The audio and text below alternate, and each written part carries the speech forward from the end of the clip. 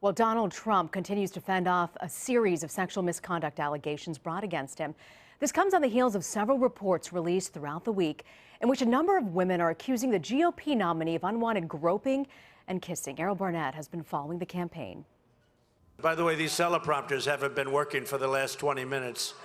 At a late-night rally in North Carolina, an unshackled Donald Trump physically removed his teleprompters from the stage, looking past the latest in a slew of assault allegations against him. I love those signs, women for Trump. Because I actually think I'm doing well with women. In just about all cases, it's nonsense, it's false. But earlier in the day Friday, Donald Trump mocked the growing list of women who've accused him of unwanted sexual advances. Say, oh, I was with Donald Trump in 1980. I was sitting with him on an airplane. She would not be my first choice, that I can tell you. Even disparaging his female opponent, referencing when they crossed paths at the last debate. And when she walked in front of me, believe me, I wasn't impressed. As Trump spoke, two more women went public with claims of their own, bringing the total number of alleged victims to 6. This is the vivid part for me. One described an incident at a nightclub in New York. He did touch my vagina through my underwear. And the other, a former contestant on The Apprentice, described an experience in Los Angeles. I pushed his chest to put space between us, and I said, "Come on, man, get real."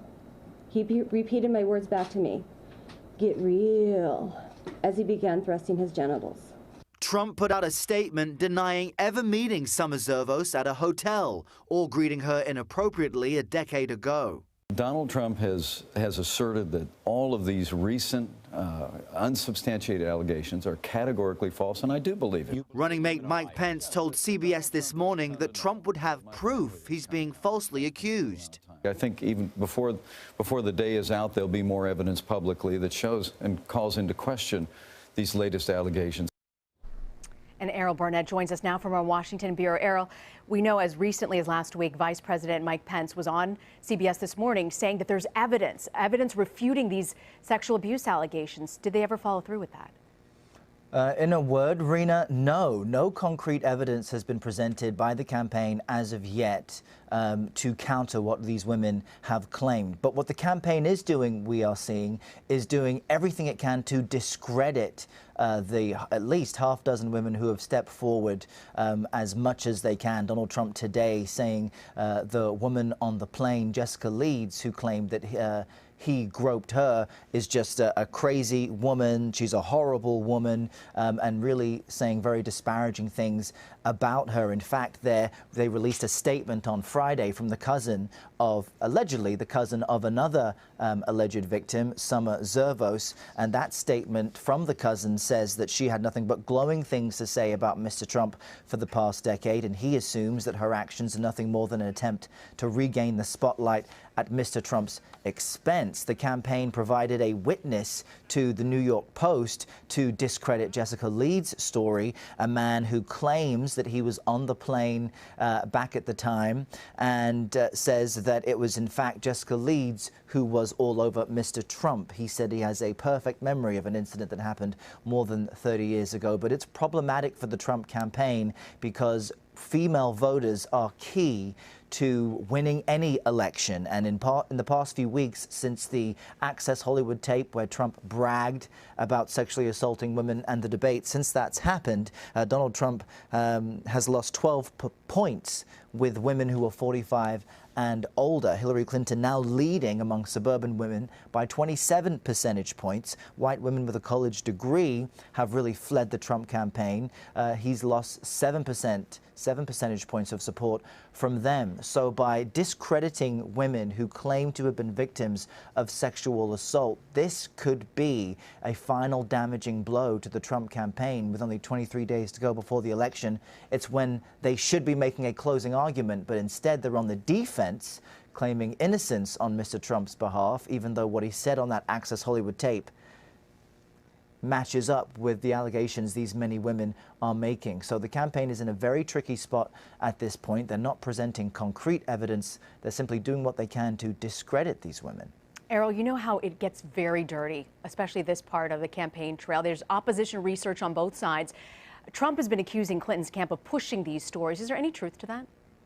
Well, essentially what Donald Trump is doing is he is increasingly calling this a rigged election, and he's pointing to the revelations inside the more than 10,000 emails released by WikiLeaks as proof. Now, it is not clear that those emails suggest or make any links to this election being rigged, but he is claiming that the media is in an alliance with Hillary Clinton and is doing whatever it can to spread lies and get her the presidency. But the emails contained, or I should say released by WikiLeaks, they're not the smoking gun that Mr. Trump suggests that it is. And in fact, the Clinton campaign is pushing back today in a post on Medium and trying to really change the narrative rather than defend what is in these emails which show the inner workings of the campaign.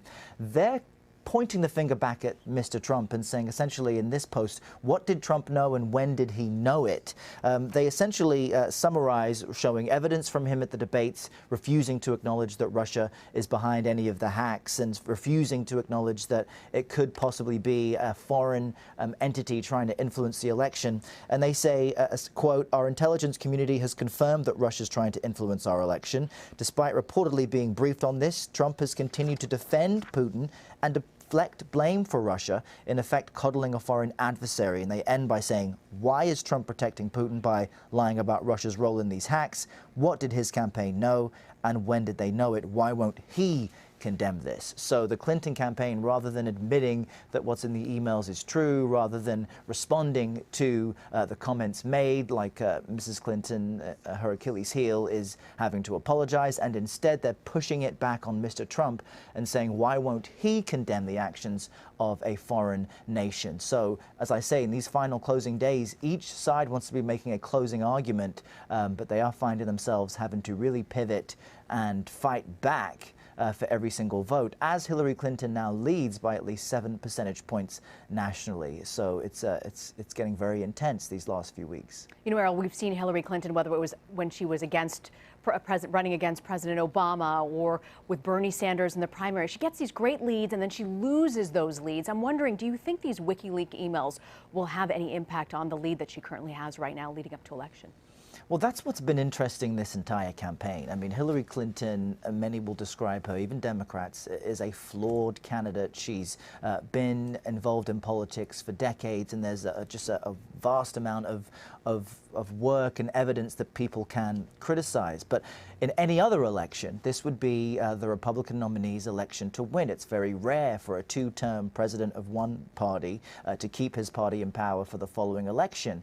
But Donald Trump, in ad-libbing, in taking missteps, in being very undisciplined by his own admission, I mean, even at yesterday's rally, he said, my advisors want me to read from the teleprompter and talk about your jobs coming back. Your jobs will come back. But now I want to talk about these sexual assault allegations. He is admittedly unhinged, and he says the shackles have broken off and allowing him to be free. And he essentially changes the narrative of the media cycle. So rather than criticizing Hillary Clinton and staying on message, he tends to go on tangents. And because of that, an increasing number of American voters do not feel that he is fit to be president. In fact, in the most recent Fox News poll, let's see, 49% of respondents felt that Donald Trump was not at all qualified to be president.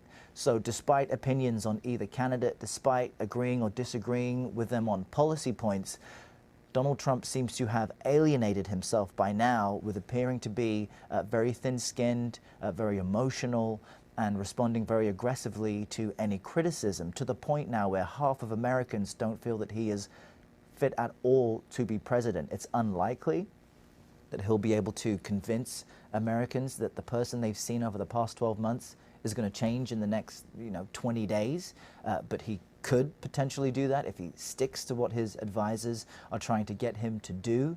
But this is why Hillary Clinton is really trying to lay low and have President Barack Obama, First Lady Michelle Obama, Joe Biden, her surrogates out there making the message for her, because in a way Donald Trump is undoing his own campaign.